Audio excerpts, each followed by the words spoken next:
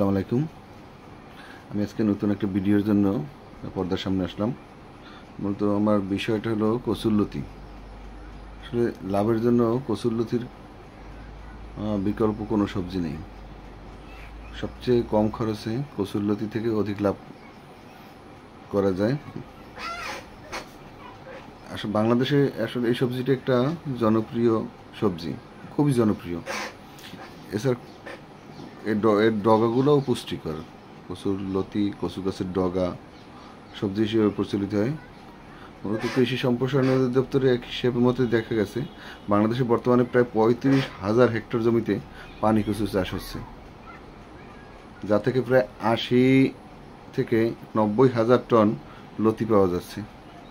আর বিজ্ঞানসম্মত উপায়ে চাষ করা হলে উৎপাদনের পরিমাণে কয়েক গুণ বাড়ানো সম্ভব। যা এখন বর্তমানে উৎপাদন হচ্ছে তার চেয়ে বেশ কয়েক গুণ বাড়ানো সম্ভব। অথচ আমরা কিন্তু বিজ্ঞানসম্মতভাবে এটাকে চাষের চেষ্টা করি না, ওই সনাতন পদ্ধতিতেই চাষ করি। যদি আধুনিক কৃষি প্রযুক্তির মাধ্যমে এবং কৃষি বিজ্ঞানী, কৃষি অফিসারদের পরামর্শের মাধ্যমে যদি আমরা এটা উৎপাদন করি, তাহলে হয়তো দেখা গেছে যে এর উৎপাদন আরও এর চেয়ে অনেক বেশি বৃদ্ধি করা সম্ভব এবং এই খরচেই। এই কচুলতি অনেকগুলো জাত আছে, যেমন বাংলাদেশের কচুলতি অনেকগুলো জাত থাকলেও বাংলাদেশ কৃষি গবেষণা ইনস্টিটিউট থেকে অবমুক্ত লতি কচুর জাত লতিরাজ চাষ বেশ অনেক লাভজনক। এই লতিরাজটা কিন্তু সচরাচর পাওয়া যায় না আমাদের এলাকায়। গ্রাম পর্যায়ে যেসব বাজারে যে জাতগুলো পাওয়া যায় এগুলো লতিরাজ না,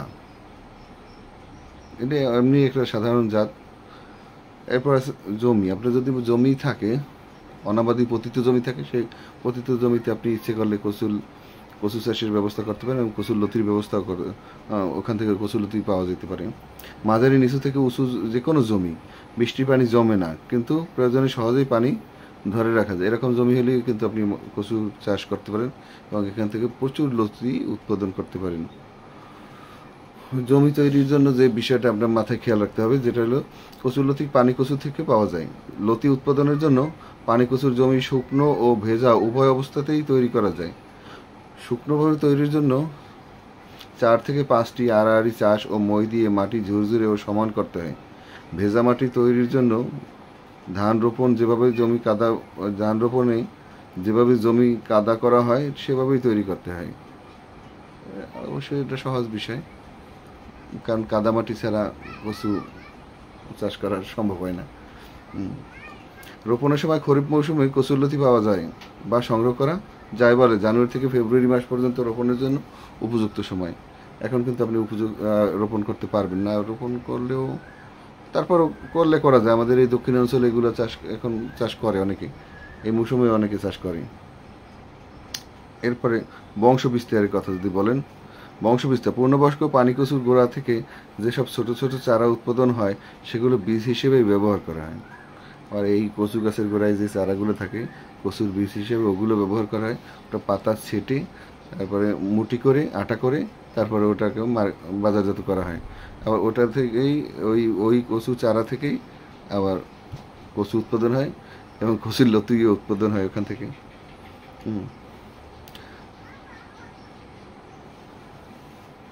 চারা রোপণের পদ্ধতি কিছু আমাদের কৃষি সম্প্রসারণ অধিদপ্তরের মাধ্যমে কিছু কথা বলা আছে যে চারা রোপণ কীভাবে করতে হবে। আসলে সনাতন পদ্ধতিতে করলেও সমস্যা নাই, কিন্তু তারপরেও আপনি যদি চান আধুনিক পদ্ধতিতেও আপনি চারা রোপণ করতে পারেন। পানি কচু চারা কম বয়সী হতে হয়, একদম কম বয়সী চারা রোপণ করলে ভালো হয়, কচুও পাওয়া যায় ভালো এবং আপনার ওখান থেকে লতি এবং চারা পাওয়া যায়। আর যদি আপনি বড় কচু রোপণ করেন তাইলে আপনি ওখান থেকে কিছুই পাবেন না। 4 থেকে 6 পাতা সতেজ চারাগুলো রোপণের জন্য নির্বাচন করতে হয়।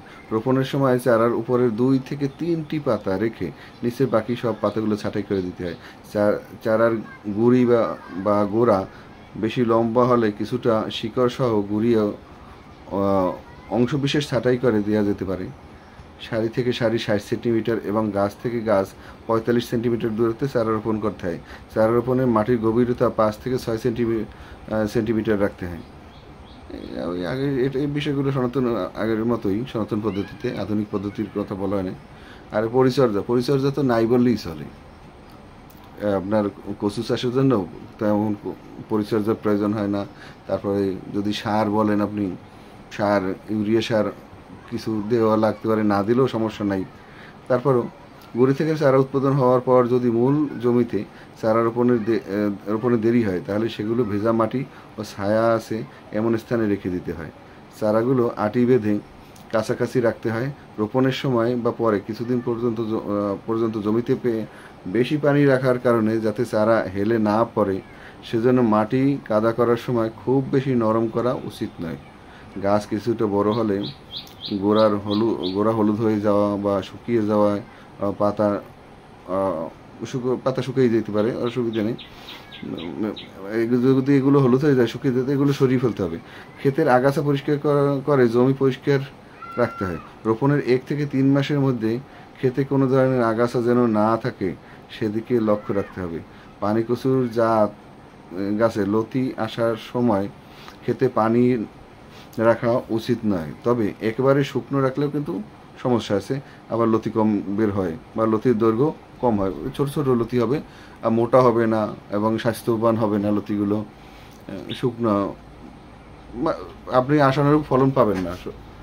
এজন্য অবস্থা রাখতে হবে, মানে ওর জন্য যে ধরনের দরকার। সার প্রয়োগ হেক্টর প্রতি আপনার প্রতি হেক্টরে সার, আগে আমরা তো সার দিতামই না, আমি সার দেওয়ার পক্ষে না। তারপরও আপনার অধিক ফলনের জন্য যদি আপনি সার দিতে চান, দিতে পারেন। হেক্টর প্রতি জৈব সার 15 টন, জৈব সারটা দেওয়া যেতে পারে। Urea 150 KG. ইউরিয়া দিলে আসলে মূলত সার যত কম ব্যবহার করা যায় অতই ভালো, মাটিরও উর্বর শক্তি থাকে, নষ্ট হয় না। অন্যদিকে আবার আপনার ইচ্ছে করলে এইটা আপনার মানুষের এই আপনি যে জিনিস যে ফসল খাচ্ছেন বা যে সবজি খাবেন, সেই সবজিতে যদি ইউরিয়ার সার থাকে, রাসায়নিক সার, আসলে এটা স্বাস্থ্যের জন্য ক্ষতিকর। তারপর যতদূর কম দিয়ে পারেন সেটাই ভালো। TSP 125 KG.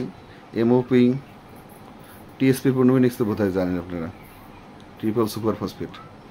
হ্যাঁ, আর এমওপি 175 কেজি ব্যবহার করা হয় বা যায়। ইউরিয়া ছাড়া অন্যান্য সার জমি তৈরি শেষ সময় ছিটিয়ে মাটির সাথে ভালোভাবে মিশিয়ে দিতে হয়। ইউরিয়া সার 2 কিস্তিতে রোপণের 30 দিন ও 60 দিন পরে সারের সাথে মিশিয়ে দিতে হালকা সেচ দিতে হয়। জমিতে দস্তা ও জিঙ্কের অভাব থাকলে জিঙ্ক ও সালফেট জিপসাম সার ব্যবহার করতে হয়।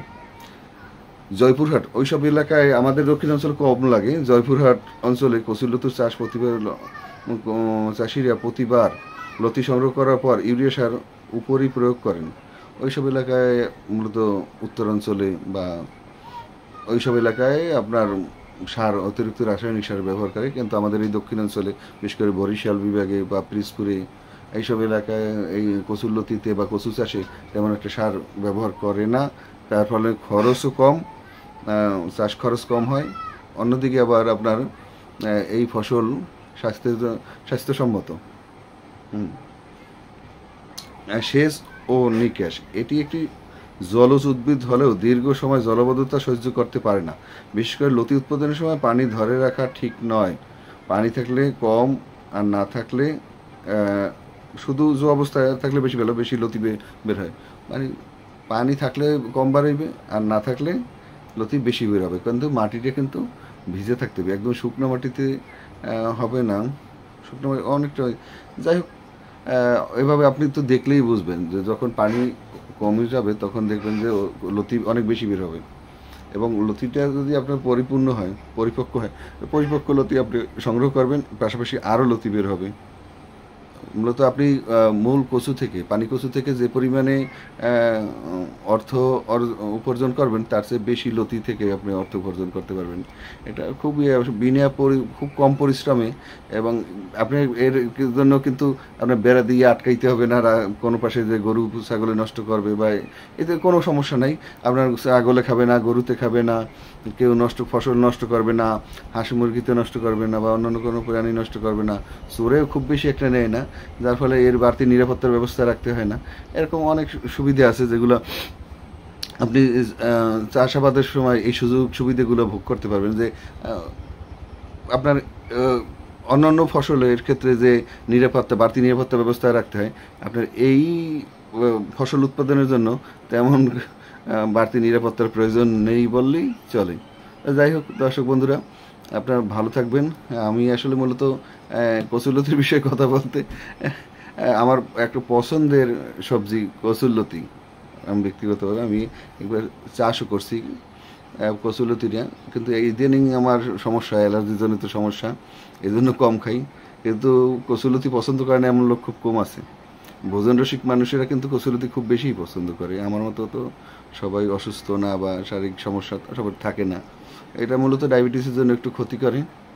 ডায়াবেটিস, তারপরে আপনার যদি অ্যালার্জির সমস্যা থাকে, এই সমস্যা থাকলে একটু কম খাওয়া উচিত, এড়িয়ে চলা উচিত। তো যাই হোক দর্শক বন্ধুরা, অনেক কথা বললাম, অনেক সময় নষ্ট করলাম। ভালো থাকবেন সবাই। আল্লাহ হাফিজ।